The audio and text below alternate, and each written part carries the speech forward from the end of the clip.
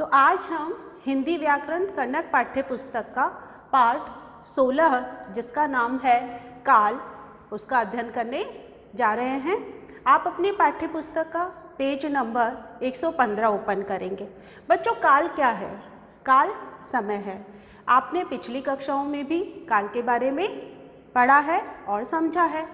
तो हमने यहाँ पर कुछ बिंदु लिए हैं, कुछ यहाँ पर उदाहरण लिए हैं, उसके द्वारा हम समझेंगे कि काल क्या होते हैं। हमारे उदाहरण हैं, कल सभी बाजार बंद थे, आज दुकानें खुली हैं, हम थोड़ी देर बाद सामान खरीदने जाएंगे।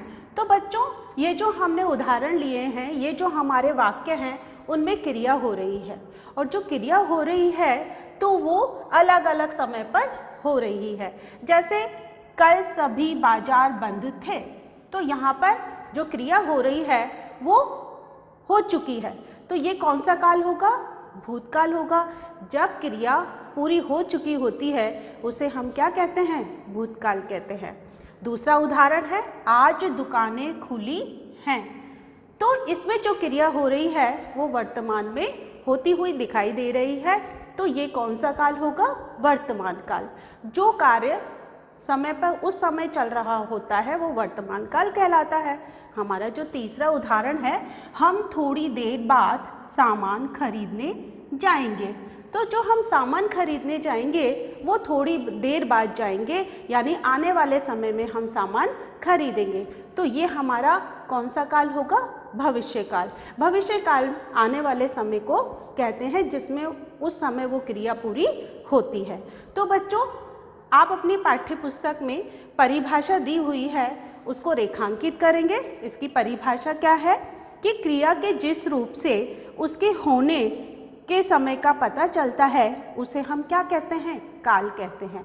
आप अपनी पेंसिल से इसे रेखांकित कर लें। अब काल कितने होते हैं? तो बच्चों, काल होते हैं 3, जो आपकी पाठ्य पुस्तक में ही दिए गए हैं। आप इसे रेखांकित कर लें। पहला है भूतकाल, दूसरा है वर्तमान काल और तीसरा है भविष्यत काल। तो ये हमारे हो गए 3 काल जो हमारी पाठ्य पुस्तक में दिए गए हैं। अब बच्चों, हम क्या करेंगे कि भूतकाल और वर्तमान काल और भविष्य काल जो हमारी पाठ्य पुस्तक में दिए गए हैं उन्हें विस्तार से जानेंगे। तो बच्चों, पहले हम भूतकाल के बारे में जानेंगे। भूतकाल की परिभाषा आप अपनी पाठ्य पुस्तक में देखें कि क्रिया के जिस रूप से यह ज्ञात हो कि कार्य बीते हुए समय में पूरा हुआ है तो हम उसे क्या कहते हैं? भूतकाल कहते हैं। और भूतकाल के भी जो हम उदाहरण हैं वो जान लेते हैं। जैसे पहला उदाहरण है, हमने कल हिंदी पढ़ी थी। तो हमने पढ़ ली हिंदी, तो यहाँ पर हमारा कार्य पूरा हो गया है, हमारी क्रिया पूरी हो गई है। हमारा दूसरा उदाहरण है, भारतीय टीम ने मैच खेला। जो भारतीय टीम है उसने मैच खेल लिया है, वो क्रिया जो खेलने की है वो पूरी हो चुकी है। अब बच्चों, भूतकाल के भी 6 भेद होते हैं। आप अपनी पाठ्य पुस्तक में देखें कौन कौन से होते हैं। पहले उन्हें जान लेते हैं। सामान्य भूतकाल, दूसरा है आसन्न भूतकाल, तीसरा है पूर्ण भूतकाल, चौथा है अपूर्ण भूतकाल, 5वां है संदिग्ध भूतकाल, और जो 6 नंबर पर है, आखिरी है, वो है हेतुवत भूतकाल। तो बच्चों, अब हम इनका एक एक करके अध्ययन करेंगे। तो हमने यहाँ पर पहले 2 भूतकाल लिए हैं। पहला सामान्य भूतकाल और दूसरा लिया है आसन्न भूतकाल। तो हम पहले इसकी परिभाषा जान लेते हैं। आप अपने पाठ्य पुस्तक में इन्हें रेखांकित करते हुए चलिए कि इसकी परिभाषा क्या है। कार्य के भूतकाल में पूरा हो जाने का सामान्य रूप से बोध हो जाता है, उसे ही हम सामान्य भूतकाल कहते हैं। जैसे कि हमने ये सामान्य रूप से पहले ही 2 उदाहरण देकर जान लिए हैं, फिर हम इनका दोबारा से जानते हैं कि सामान्य भूतकाल क्या है। भूतकाल वाक्य क्या है? पिताजी ने अखबार पढ़ा। हमारा कार्य, जो पिताजी हैं उनने अखबार पढ़ने का कार्य पूरा कर लिया है। दूसरा उदाहरण है बच्चों इसका, हमने नाटक देखा। जो नाटक है वो देखने का कार्य हमने पूरा कर लिया है। तो हमारा जो अगला है दूसरे नंबर पर भूतकाल का जो भेद है वो है आसन्न भूतकाल। तो यहाँ पर हमने पहले इसकी परिभाषा जान लेंगे। आप अपनी पाठ्य पुस्तक को ओपन करें और उसमें परिभाषा को रेखांकित करते हुए चलिए।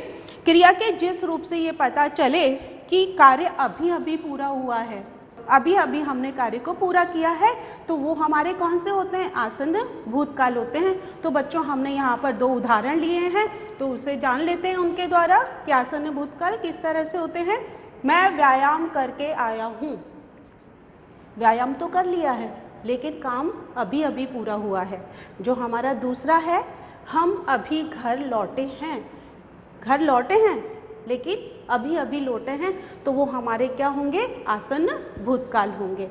तो बच्चों अब हम भूतकाल का जो तीसरा भेद है उसको जानेंगे, वो है पूर्ण भूतकाल, और जो चौथे नंबर पे है वो है अपूर्ण भूतकाल। तो बच्चों हम अपनी पाठ्य पुस्तक से पहले इसकी परिभाषा जान लेते हैं। तो हमारा पूर्ण भूतकाल की परिभाषा है कि कार्य के भूतकाल में बहुत पहले, क्रिया के जिस रूप से कार्य के भूतकाल में बहुत पहले कार्य हो चुका हो, वो हमारा क्या होता है? पूर्ण भूतकाल। तो यहाँ पर आप उदाहरण देखिए। हमारा जो पहला उदाहरण है वो है ताजमहल शाहजहां ने बनवाया था। तो ये जो शाहजहां ने ताजमहल बनवाया था वो बहुत पहले बन चुका है, तभी हमारा ये क्या है? पूर्ण भूतकाल है। इसका जो दूसरा उदाहरण है वो जान लेते हैं कि भारत 15 अगस्त 1947 को स्वतंत्र हुआ था। जो हमारा भारत है वो 15 अगस्त 1947 को आज़ाद हो चुका है, स्वतंत्र हो चुका है, तो वो कार्य बहुत पहले ही पूर्ण हो चुका है, पूरा हो चुका है। तो इसे ही हम क्या कहेंगे? पूर्ण भूतकाल। तो अब हम जानेंगे अपूर्ण भूतकाल क्या है। तो अपनी पाठ्य पुस्तक को ओपन करें और इसकी पहले परिभाषा जान लेते हैं। क्रिया के जिस रूप से यह पता चले कि कार्य भूतकाल में हो रहा था, परंतु यह पता नहीं चल पाया कि वो पूरा हुआ है या नहीं हुआ है, तो उसे क्या कहेंगे? अपूर्ण भूतकाल। जैसे कि अपूर्ण से ही हमें पता चल रहा है, पूर्ण यानी पूरा से नहीं है, जो पूरा नहीं है। तो इसके जो उदाहरण है वो जान लेते हैं बच्चों कि बच्चे खेल रहे थे। अब खेल रहे थे, पूरा कार्य नहीं हुआ है, ठीक है, तो वो क्या होगा? अपूर्ण भूतकाल। जो हमारा इसका दूसरा उदाहरण है वो है विद्यालय में परीक्षाएं चल रही थीं। तो कार्य तो चल रहा है लेकिन हमें पता नहीं है वो कि पूरा हुआ है या नहीं हुआ है, तो वो कौन सा हो गया? अपूर्ण भूतकाल हो गया। तो अगला जो भूतकाल का भेद है वो है संदिग्ध भूतकाल।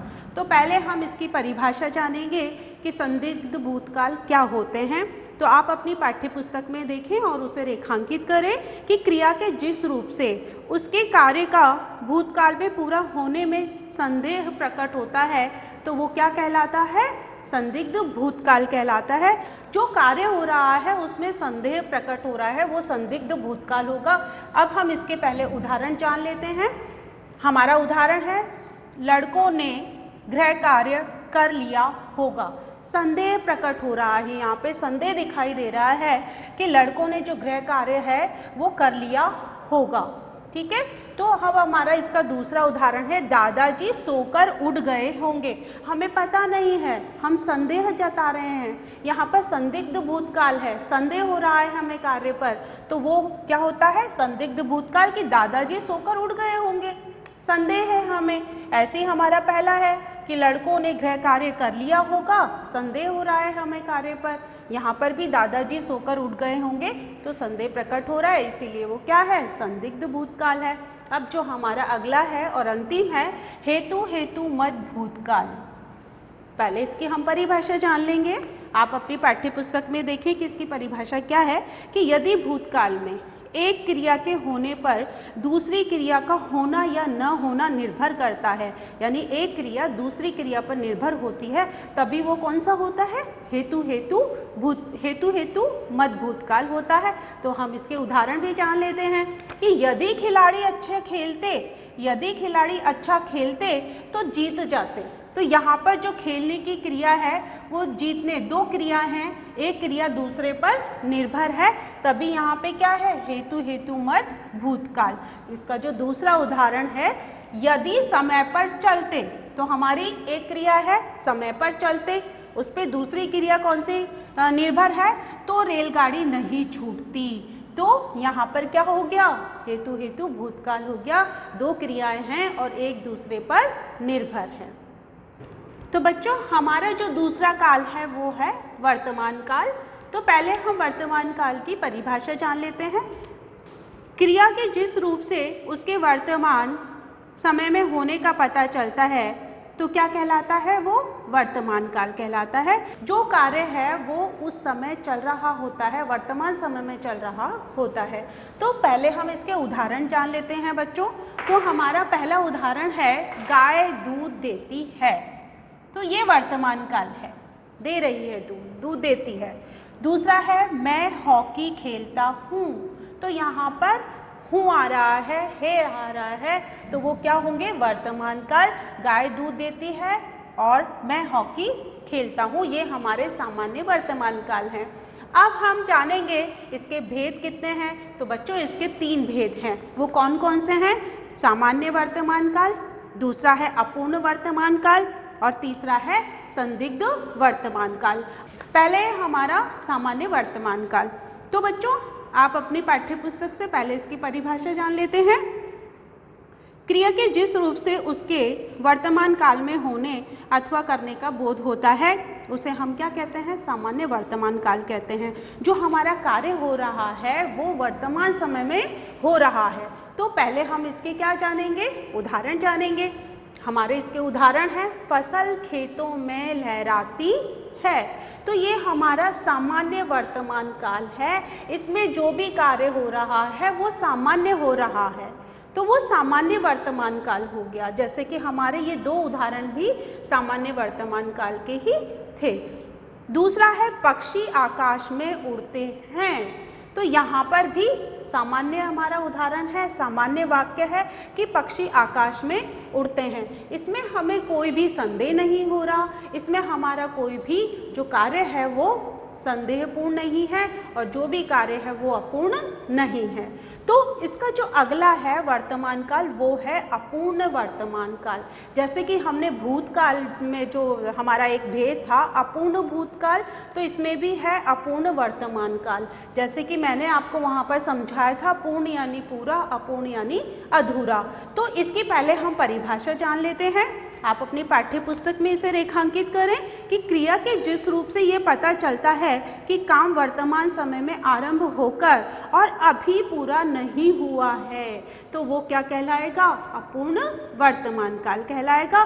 तो हम इसके यहाँ पर उदाहरण हमने 2 लिए हैं, उनको हम जान लेते हैं कि वन में कोयल बोल रही है। बोल रही है, वो जो बोलने की क्रिया है वो क्या है, अपूर्ण है, पूरी नहीं हुई है, तो वो अपूर्ण वर्तमान काल हो गया। इसका जो दूसरा उदाहरण है बंदर छत पर कूद रहे हैं, अभी वर्तमान में कूद रहे हैं और कार्य पूरा होने या जो भी कार्य है वो पूरी नहीं हो रही है, वो कूद रहे हैं, हमें पता नहीं है वो कब तक कूदते रहेंगे, तो यहाँ पर अपूर्ण वर्तमान काल होगा। तो इसका जो अगला और अंतिम जो है वो है संदिग्ध वर्तमान काल। जो वर्तमान काल का अंतिम भेद है वो है संदिग्ध वर्तमान काल। तो बच्चों पहले हम इसकी परिभाषा जानेंगे पाठ्य पुस्तक से कि संदिग्ध वर्तमान काल होता क्या है। तो आप अपनी पाठ्य पुस्तक में देखें, क्रिया के जिस रूप से उसके वर्तमान समय में पूर्ण होने में संदेह हो रहा हो उसे हम क्या कहेंगे, संदिग्ध वर्तमान काल कहेंगे।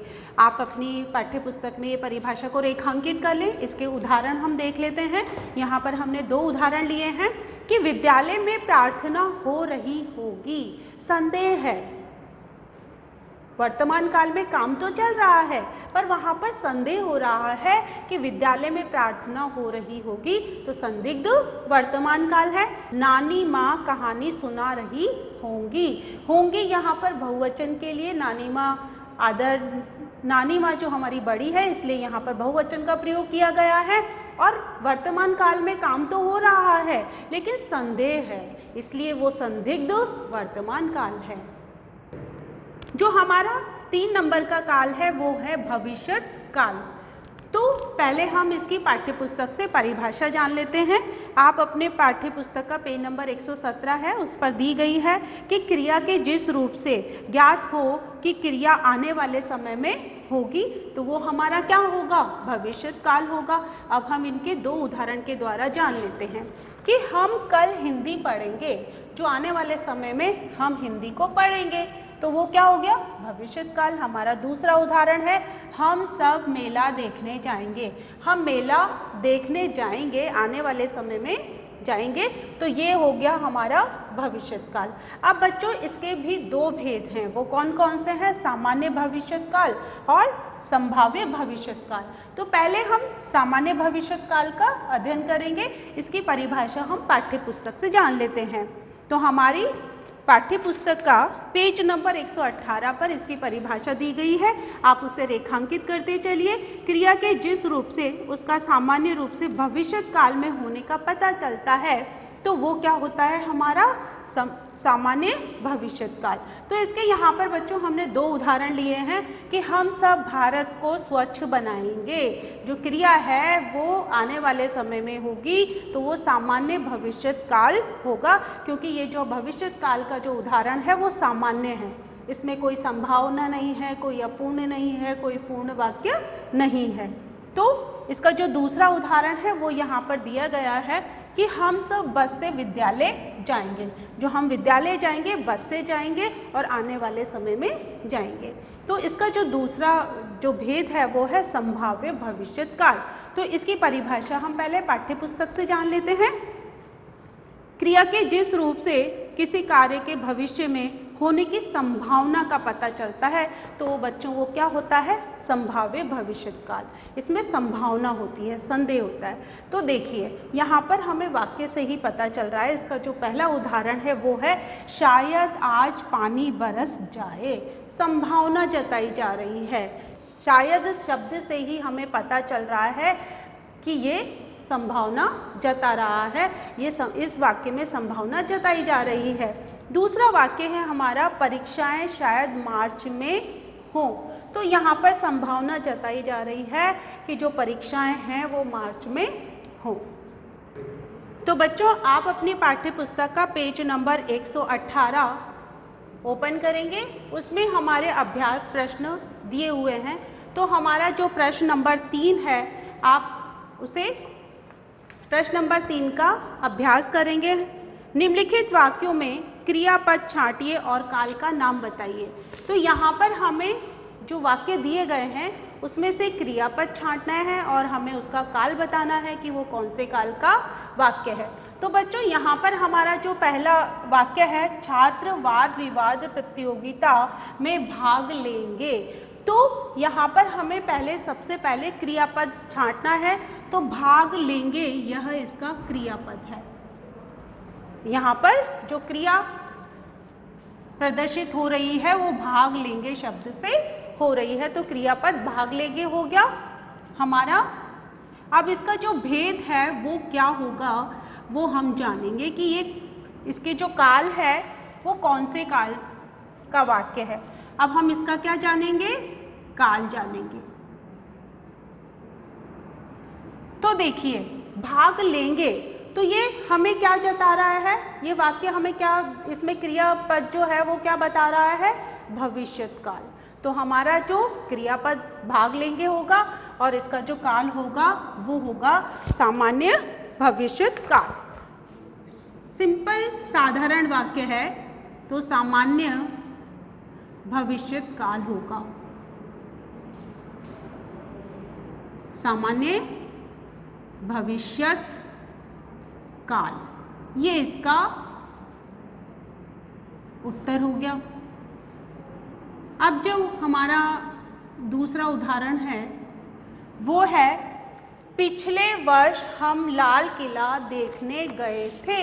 यहाँ पर देखो बच्चों कार्य हो चुका है, इसमें क्रिया समाप्त हो चुकी है।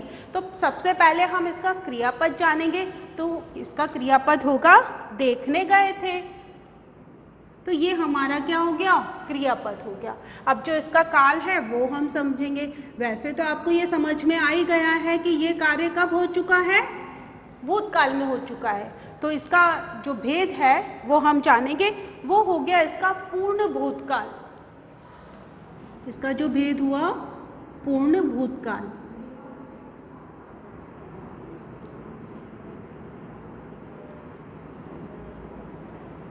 अब हम अगला प्रश्न जानेंगे।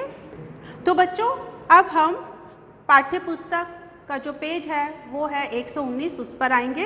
उस पर जो हमारा प्रश्न नंबर 5 दिया गया है, पहले हम उसको पढ़ेंगे कि वो क्या पूछ रहा है। निर्देश के अनुसार क्रिया का काल बदलकर लिखिए। यहाँ पर एक वाक्य दिया गया है, उसके सामने कोष्टक में काल बदलने के लिए दिया गया है। जैसे हमारा क है सपेरा बीन बजा चुका होगा, तो यहाँ पर ब्रैकेट में इसके सामने वर्तमान काल दिया है। तो अब हम इस जो वाक्य है इसको हम वर्तमान काल में बदलेंगे। तो इसका होगा सपेरा बीन बजा रहा है। तो इसका वाक्य क्या होगा? सपेरा बीन बजा रहा है।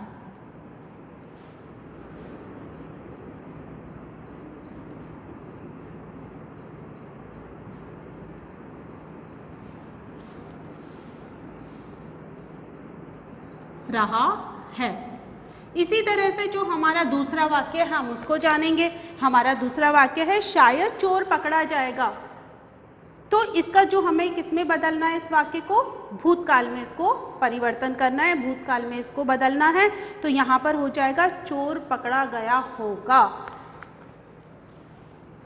चोर पकड़ा